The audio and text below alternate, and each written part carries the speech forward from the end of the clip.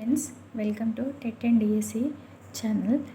ఈ వీడియోలో మనం 6th క్లాస్ మ్యాథ్స్కి సంబంధించి ఫస్ట్ చాప్టర్లో మన సంఖ్యలను తెలుసుకుందామనే చాప్టర్లోని 1.1 ఎక్సర్సైజ్లోని లాస్ట్ బిట్, ఒక ఇంపార్టెంట్ బిట్ గురించి నేర్చుకుందామండి. అదేంటంటే 4, 0, 3, 7 అంకెలతో ఏర్పడే 4 అంకెల సంఖ్యలు ఎన్ని?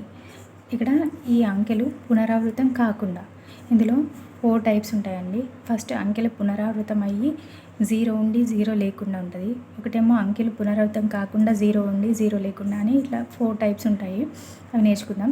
అయితే ఇక్కడ ఎగ్జాంపుల్ వచ్చేసి 4, 0, 3, 7 అనే అంకెలు ఉపయోగించి ఎన్ని అంకెల సంఖ్యను తయారు చేయమన్నాడు? 4 అంకెల సంఖ్య కాబట్టి 4 డాషెస్ రాసుకోవాలి. ఫస్ట్ వాటి మధ్యలో ఇంటూ మార్క్స్ పెట్టుకోవాలి. 1, 10, 100, వేల స్థానం. ఇక్కడ 4 అంకెలు ఇచ్చిండు కాబట్టి ఇక్కడ 0 పెడితే వాల్యూ ఉండదు కాబట్టి 3 పెట్టడానికి అవకాశం ఉంటుంది. నెక్స్ట్ స్టెప్లో ఆల్రెడీ 4 అయిపోయినాయి. నెక్స్ట్ 3 పెట్టుకోవడానికి అవకాశం ఉంటుంది. ఇక్కడ 0 పెట్టడానికి అవకాశం ఉంటుంది. నెక్స్ట్ ఇంకోటి 1 తగ్గిపోతుంది. నెక్స్ట్ 2 పెట్టుకోవడానికి అవకాశం ఉంటుంది. నెక్స్ట్ 1 పెట్టుకోవడానికి అవకాశం ఉంటుంది. వీటన్నింటినీ ఇంటూ చేయాలి. 3 × 3 9, 9 × 18, 18 × 1 18. ఆన్సర్ వచ్చేసి 18. అంటే 4, 0, 3, 7 అనే అంకెలను ఉపయోగించి ఏర్పరచగల 4 అంకెల సంఖ్యలు ఏంటంటే టోటల్ 18 వస్తాయండి.